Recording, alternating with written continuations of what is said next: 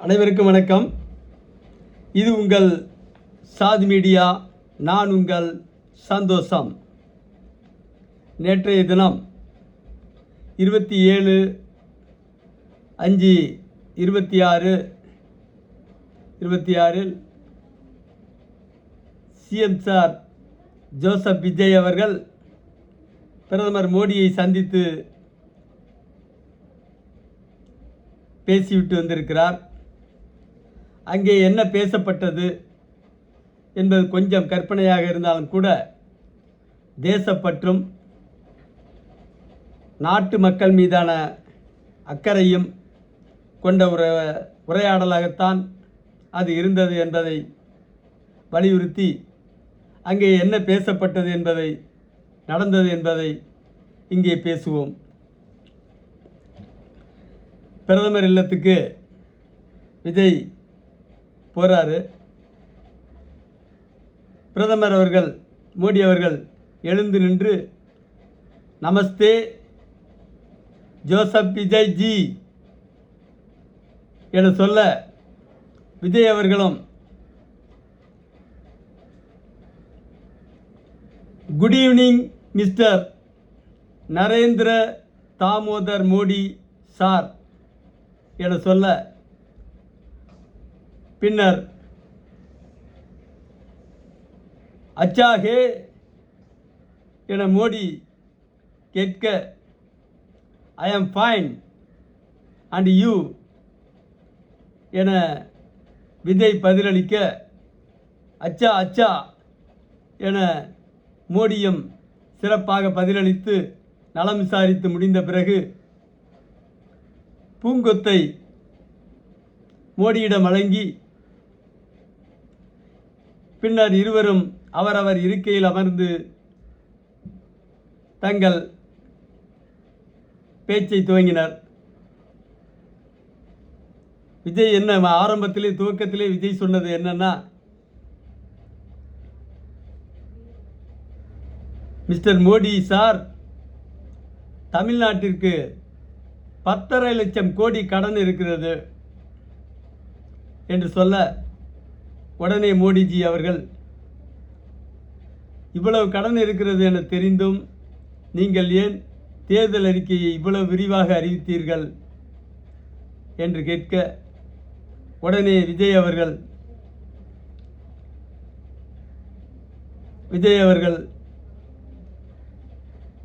Modi sir, mister Modi sir, தமிழ்நாட்டின் 10.5 லட்சம் கடனை இந்திய அரசை ஏற்றுக்கொண்டு தள்ளுபடி செய்ய வேண்டும் என விஜய் வேண்டுகோள் வைக்க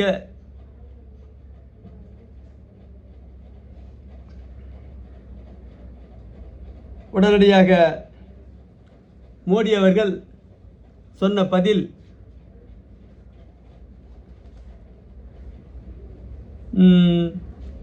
காலம் காலமாக மாலிக் கபூர் காலம் தொட்டு நாங்கள் தமிழ்நாட்டில் இருந்து அள்ளி வந்திருக்கிறோமே தவிர திருப்பி கொடுக்கிற வழக்கம் எங்களுக்கு இல்லை. பெரும்போட்டாக வரியை அள்ளி வந்து வட இந்தியாவில் செலவிடுவது தான் எனது ஆட்சியின் சிறப்பு என்று சொல்ல உடனடியாக விஜய் தொழிலதிபர்களுக்கெல்லாம் 16 லட்சம் கோடியை கடனை தள்ளுபடி செய்தீர்களே என கேட்க உடனடியாக மோடி அவர்கள் சொத்து பத்து இல்லாத தலையை மட்டுமே அடமான வச்சு கல்வி கட்டணம் பெற்ற ஏழை இந்தியர்களுக்காக கூட நான் தள்ளுபடி செய்யலை. அதனால் அவங்களுடைய மொத்த கடனே 5000 கோடி தான் இருந்தும் அவர்களுக்கு தள்ளுபடி செய்ய நான் மறுத்துட்டேன் என சொல்கிறார். சரி, இருந்தாலும் பரவாயில்ல விஜய்ஜி, உங்களுக்காக ஒரு யோசனை சொல்கிறேன். பழச்சாறு விற்றவன் 10,000 கோடி சம்பாரித்ததும் சொத்து சேர்த்ததும், பாலிடெக்னிக் படித்தவன் சில லட்சம் கோடி சொத்து குவித்ததும் தமிழ்நாட்டில் தான். அப்படியாப்பட்ட தமிழ்நாட்டில் ஒரு 10 முன்னாள் மந்திரிகளை தேர்ந்தெடுத்து அவர்கள் வீடுகளில் சோதனையை லஞ்ச ஒழிப்புத்துறையை அனுப்பி சோதனையிட்டால் இந்த 10,5 லட்சம் கோடி கடனும் அடைந்துவிடும் என சொல்ல உடனடியாக விஜய் அவர்களும், நீங்கள் சொல்வது சரிதான், ஆனால் அவர்கள் குவித்து வைத்திருக்கிற சொத்து எல்லாம் துபாயிலும் சிங்கப்பூர் மலேசியாவிலும் தாய்லாந்து இந்தோனேசியாவிலும் இலங்கையிலும் அமெரிக்கா மற்றும் ஐரோப்பிய நாடுகளிலும் என குவித்து வைத்திருக்கிறார்கள். பணத்தையும் கண்டெய்னரில் அடுக்கி கப்பலில் சுத்த விட்டிருக்கிறார்கள். இவற்றையெல்லாம் பிடிக்கின்ற ஆற்றல் மத்திய அரசுக்குத்தான் உண்டு. அதை நீங்கள் செய்து தர வேண்டும் என்று மீண்டும் அவருக்கு கோரிக்கை வைக்கிறார்.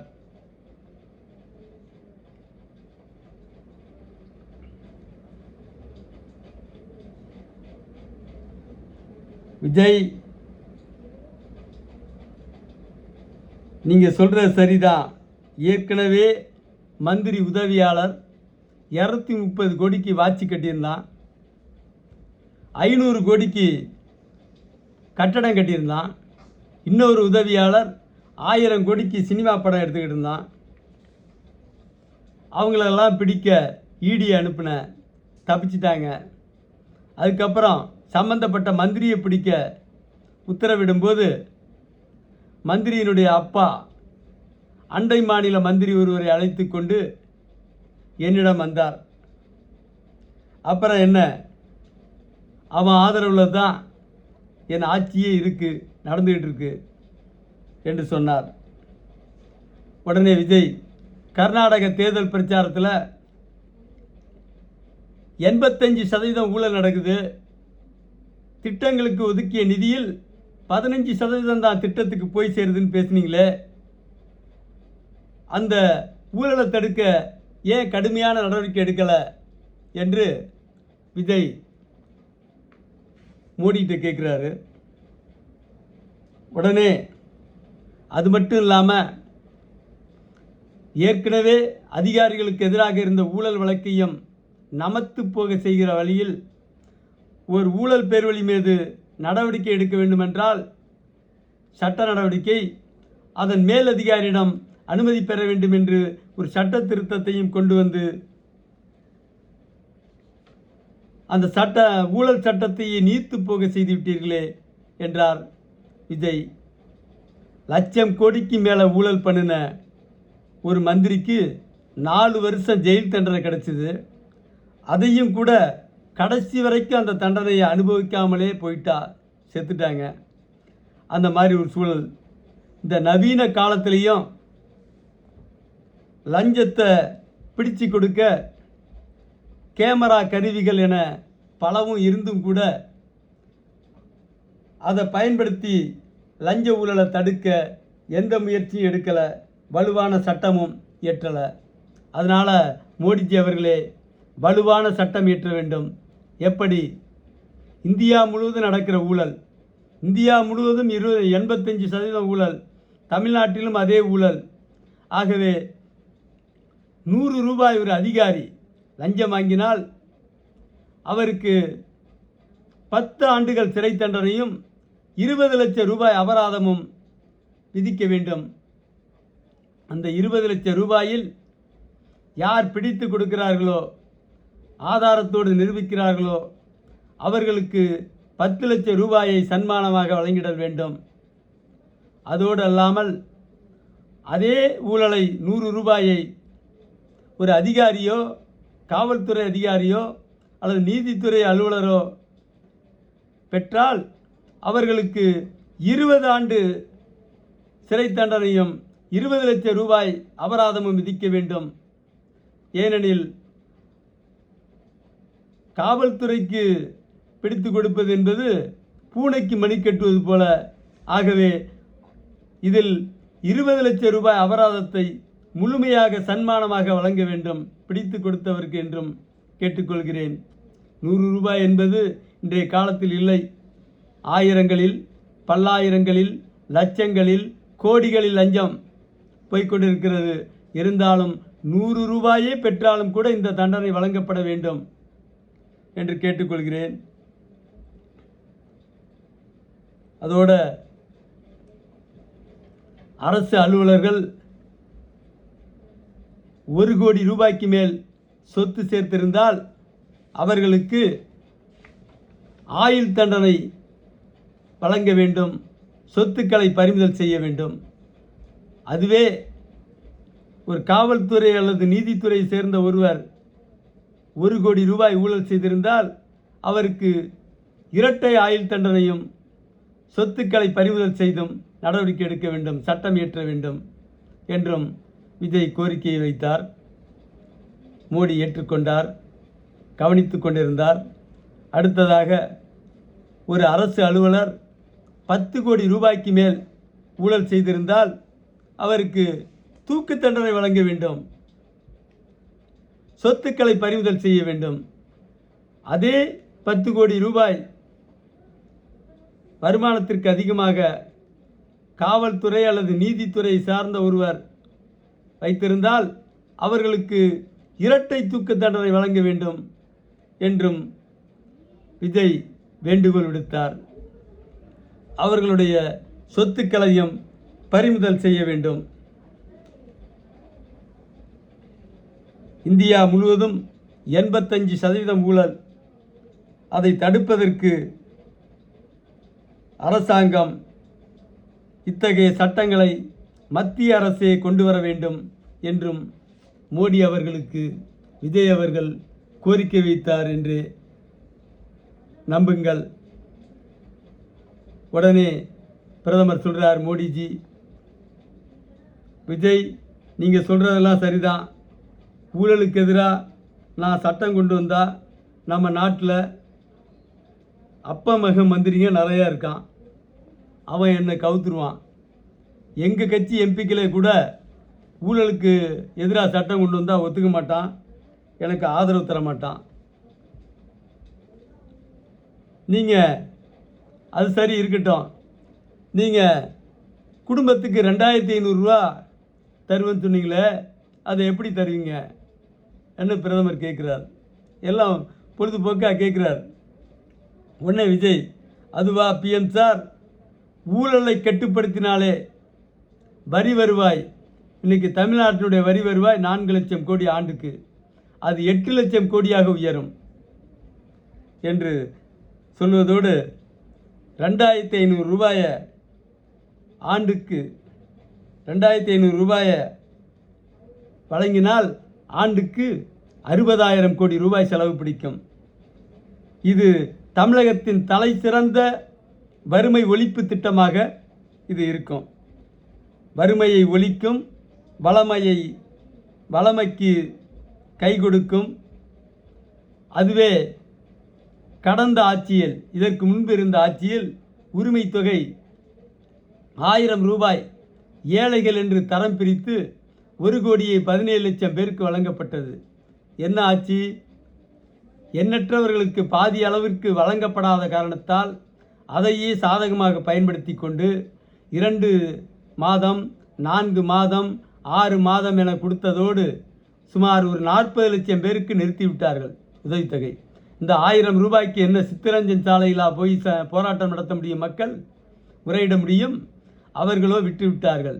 அதனுடைய மதிப்பு மட்டும் மாதம் ஒன்றுக்கு 400 கோடி ரூபாய், ஆண்டொன்றுக்கு 4,800 கோடி ரூபாய் ஊழல் அரசு அதிகாரிகளும் அரசியல்வாதிகளும் பிரித்து கொண்டார்கள். ஆகவேதான் எனது திட்டத்தின்படி அரசு ஊழியர் அல்லாத அனைவருக்கும் என்று எனது திட்டத்தை அறிமுகப்படுத்தி 2,500 ரூபாயை வழங்க முடிவு செய்திருக்கிறேன். இதன் மூலம் ஏழைகள் வறுமையின் பிடியிலிருந்து மீள்வார்கள். கொஞ்சம் வசதி மிக்கவர்கள் மேலும் வளருவதற்கு அது ஊக்கத்தொகையாக இருக்கும் என்று விஜய் பிரதமரிடம் சொல்ல, மேலும் பிரதமரிடம் சொன்னார், 125 நாள் வேலை திட்டம்னு இப்போ அறிவிச்சிருக்கீங்க. 125 நாள் வேலை திட்டம், அதன் மூலம் ஆண்டுக்கு 43,000 ரூபாய் ஒரு குடும்பத்திற்கு வழங்கப்படும் என்று சொல்லப்பட்டிருக்கிறது. ஆனால் அதனுடைய உண்மை நிலை என்ன பார்த்தா,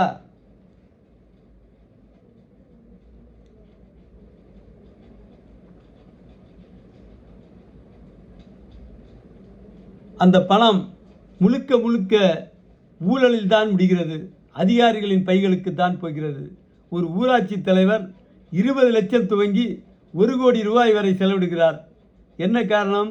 இந்த 125 நாள் வேலை திட்டத்தையும் பிரதமர் வீடு கட்டுற திட்டத்தையும் நம்பிதான். இந்த 125 நாள் வேலை திட்டத்தினுடைய மேற்பார்வை பொறியாளர் என்கிற ஓவர்சியர் பாலிடெக்னிக் படித்தவன் இன்னைக்கு மதிப்புக்கு 500 கோடிக்கு மேலே சொத்து சேர்த்துட்டான். அந்த துறையினுடைய தலைமை பொறுப்பில் இருக்கிற பஞ்சாயத்து யூனியனுடைய ஆணையர் என்கிற வட்டார வளர்ச்சி அலுவலர் பிடிஓ, ஒவ்வொரு பிடிஓவும் இன்னைக்கு 1000 கோடிக்கு மேலே சொத்து சேர்த்துட்டான். ஒரு 2 பிடிஓவை பிடிச்சா போதும், 3 சந்திராயன் விடலாம், 2000 கோடிக்கு கிடைக்கும். ஒரு சந்திராயனுடைய ரேட்டு 650 கோடி தான். 3 சந்திராயன் விடலாம் 2 பிடிஓ பிடிச்சா. அவ்வளவு மோசமான ஊழலுக்கு வழிவகுத்து விட்டது. அதனால் அந்த தொகையை மக்களுக்கு அனைவருக்கும் கிடைக்கிற மாதிரி பிரித்து கொடுத்தா அது மக்களுடைய வறுமையை போக்கும், வளர்ச்சிக்கு உதவும் மோடி அவர்களே என விஜய் மோடிக்கு அறிவுரை சொல்ல, மேலும் சொல்கிறார் விஜய், 10 லட்சம் அரசு ஊழியர்கள் தமிழ்நாட்டில் மட்டும், இந்தியா முழுக்க 2 கோடி அரசு ஊழியர்கள், தமிழ்நாட்டில் மட்டும் 10 லட்சம் அரசு ஊழியர்கள் தினசரி லஞ்ச ஊழலில் ஈடுபடுகிறார்கள். திருப்பதியில் ஒரு ஊராட்சி உதவியாளர் 167 கோடி சொத்து குமிச்சிருந்தார். பெங்களூரில் ஒரு தாசில்தார் 1000 கோடி ரூபாய் சொத்து குவிச்சு சிக்கினான். அவருக்கு வயசு 42. இன்னும் ஒரு 18 வருஷம் வேலை பார்த்துருந்தா அவருடைய சொத்து மதிப்பு எவ்வளவு? பிரதமர் அவர்களே, தமிழ்நாட்டின் சாதி மீடியாவின் யோசனையை கேட்டு ஒரே ஒரு உத்தரவை பிறப்பித்தால் அந்த ஒரே உத்தரவில் இந்தியா உலக பொருளாதார வல்லரசாக உருவெடுக்கும்.